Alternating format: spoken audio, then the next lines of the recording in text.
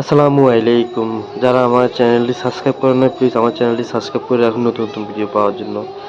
আজকে আপনাদেরকে যে গরুর বাজারটা দেখালাম, ওই গরুর বাজারটা হলো যে চট্টগ্রাম শান্তিবাগ ৮ নম্বর রোডের পাশে।